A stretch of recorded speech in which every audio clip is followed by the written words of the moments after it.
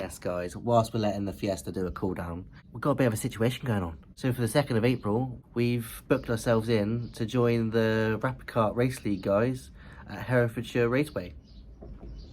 Go-karting. It's a decent series. There's some mad drivers there. I've seen the talent that's up there is absolutely crazy. There's other YouTubers that will be doing it too. So yeah, that's a thing to look forward to. Absolutely over the moon. Nick's going to be coming. Nick was the one that showed me it, and as soon as he showed me what it is, so you haven't got to take a go-kart yourself. They got everything. It's basically arrive and drive. That's how they advertise it. It sounds absolutely mental. I'm going to be taking my own motorbike helmet, and I'll GoPro it up, and you can see some racing footage. Hopefully, we don't do terrible. It's going to be a thing, though, isn't it? Eh? Those turbo bits, though. We're getting them together. We're getting them together. She's nearly there. Might as well do a quick step-by-step for you. I don't know if any of you know how easy it is to do an oil and filter change, but I'll show you, okay? Step 1. Slide the jack in. Find the appropriate place to jack it up off of. Job's a good one. Step 2. Jack the car up. Once the car is jacked up, you haven't got to go too crazy with the height, just enough so you can slide up underneath it. Step 3, a little lifesaver, some insurance. That's all you have to do, whap whap. If that fails, that catches the car. Step 4, slide oil panel in the car. Step 5, cap off. Undo 5 under tray fasteners. And your under tray slides out front of the car like so, and placed to one side. Step 7 and 8, 13mm on a ratchet with some gloves. Step 9, locate and undo your sump nut. It should not be on tight.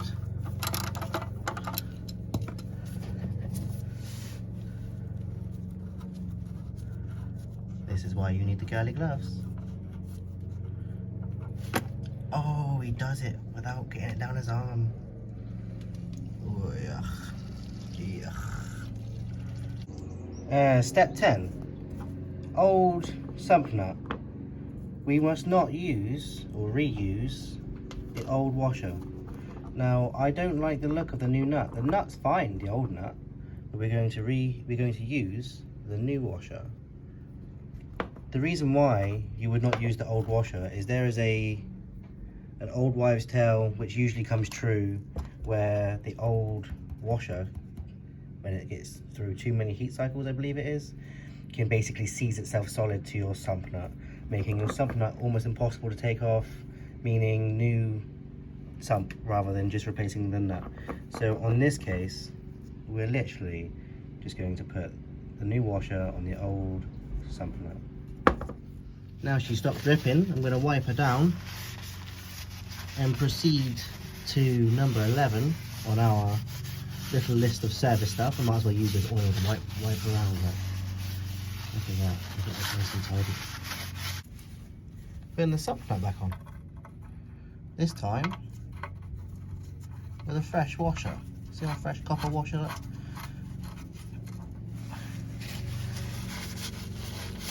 Doesn't matter if there's a teeny bit of old engine oil in there.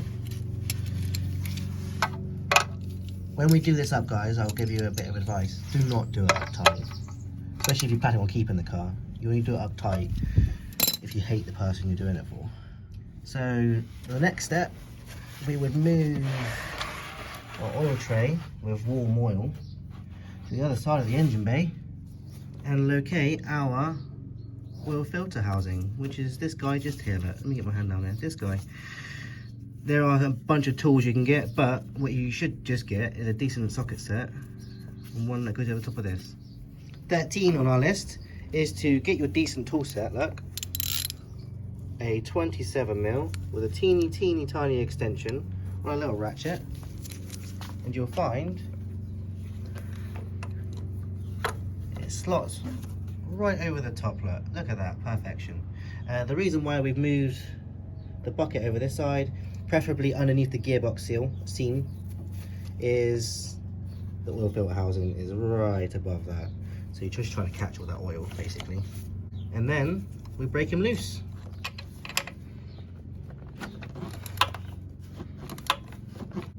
it should then get to a point where you could just unwind it with your hand, making sure that the pan's underneath to try and catch all of that oil. You're gonna probably make a mess at this stage, and then try and feed it out. And one oil filter. After that, guys, this filter is simple as popping it out. You just pull it until it pops, like so. As simple as that. There's your filter. Then you grab the new filter. In fact, what I'm going to do is, because there's quite a bit of oil in there,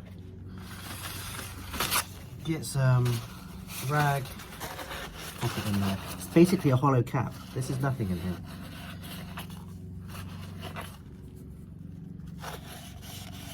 Like so. Then we grab our new filter, as we see, and push it on. Satisfying click. That's it, new filter on. Then the seal has to come out of the inside of here, which you can just about see. See that, look? It's easy to get off, just use a pair of pliers just so it's nice and easy to see. And the new one, see there's a groove, the fat groove, it's got to go in there. I'm not fat shaming the groove, but yeah. Pop it in there. That's just to make sure she seals nicely. And one thing I've always liked to do is just keep a teeny bit of oil in there around the seal area. The oil will help keep that seal good. Now we go back to the car. Take my trusty blue rag. I'm going to go down here, wipe up all the mess I've just made with old engine oil. Okay, doesn't really matter too much, but look, that's all I got just from that. So grab our new filter. It's easier, I find, to pop down the inside of this hole, because look at the access you get down here now, look. And then it's hard to do this with a camera at the same time. Slipping over, start screwing in. Once it starts going too tight, you put your little socket over the top. That'll give you more leverage.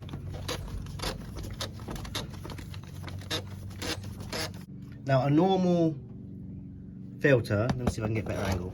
A normal filter, right, you would not have to use a tool to tighten it up with. Hand tight is completely fine. On these filter housings, you need to get it past that little seal. It goes tight now. You'll see it's quite not all the way down. All you want to do is seat it. You don't want to frape and right up. Again, you only do that to somebody you hate. But you just want to get it past that seal and let it sit flush, and jobs are good. Should be no resistance. You're hearing that squeak because that's the seal being pushed over.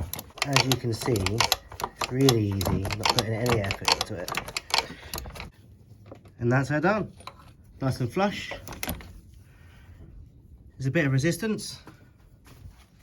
I'm not sure what step we're at now, but we're just going to wipe down lots of the residue. You're going to get it all, just unless you're fussy. It's entirely up to you. I'm going to clear up as much of the mess as I can, just with a quick wipe. Mainly the pools and the random little spots that it likes to collect. Now it's time.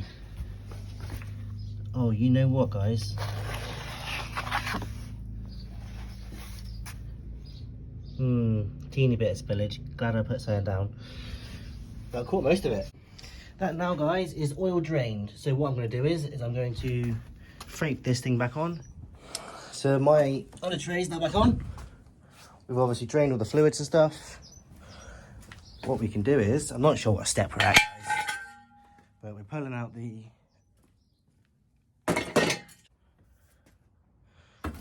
lowering the car down.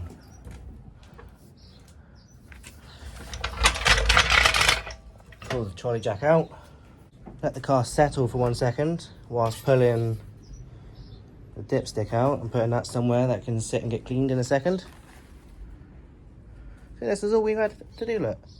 Little filter. I don't want to get my little bitchy hands dirty now. But we've had that guy.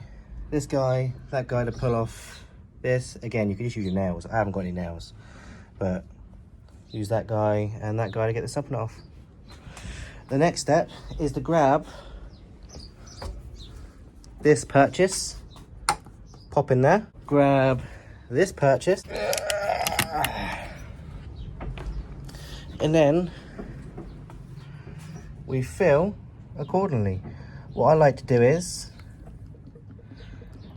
drop a couple of litres in there, because we know, I'm pretty sure this is like 3.85 litre capacity, but I'm going to throw just 2 litres in there real quick. Just throw it in there, because there's no point in messing around. But after that, I'm going to measure it to make sure. So we're just going to call it step 20. We're going to put our cleaned dipstick back in the dipstick hole. So we put 2.5 litres in the engine. Just so you know, we're going to give it a second for the oil to run through the engine before checking that dipstick. We're going to go get a fresh towel. So we've given it a good 5 minutes. Let's just quickly check and see where there's oil levels at. I like to clean the first one off. And these sometimes notoriously be hard to read. They'd be hard to read, boys. So what I would like you to do is maybe not use the jagged edge, use the back edge, okay?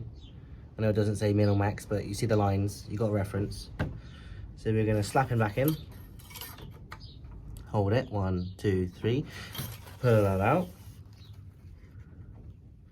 And run it off the back. See that? See that? Since it's nearly full. And you put 2.5 litres in it. Again, you're not gonna get every single morsel of old engine oil out by doing it the way we've done it. It's not like we've taken the sump out, allowed the engine to drip dry dead. We've just jacked the car up one side.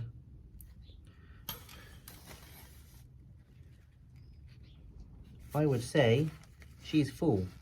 See now, if I was to have just bunged the full capacity in one bang, that could have been disastrous. We would have overfilled, then we would have had to drain the oil back out again, because you don't want an overfilled engine. An under level car is better than an over level car.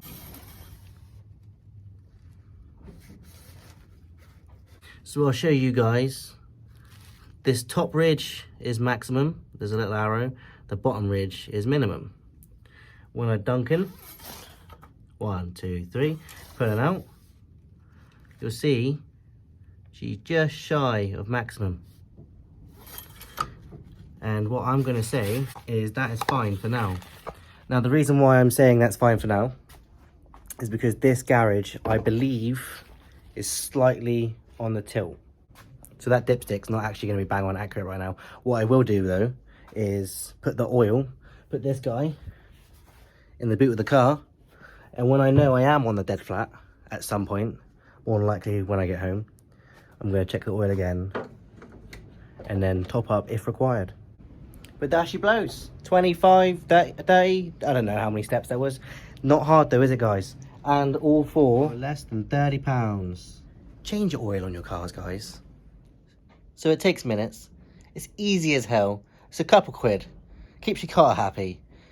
I do hope the tutorial helps somebody out. It's so easy to do. Anyways, we're looking forward to go-karting. Many other things in planned. Next job, I think, is going to be clutch on the MX-5. First time ever doing a rear-wheel drive clutch. Nick's going to be doing a thing with me. We're doing it on the floor. That's going to be an absolute palaver. But yeah, thank you very much for watching, guys. If you'd like to leave a comment at the bottom, anything I've done wrong, anything you would do differently, we can't wait to battle it out with the guys on the go-karts. It's going to be good fun. We're going to see if I'm actually competitive at racing. They're pros at doing what they're doing, and this is going to be my first ever go on go-karts. So, and then my excuses are coming in straight away. Race car excuses. Do like, share, subscribe, all that good stuff. Thank you very much for watching. Burn rubber, know your soul.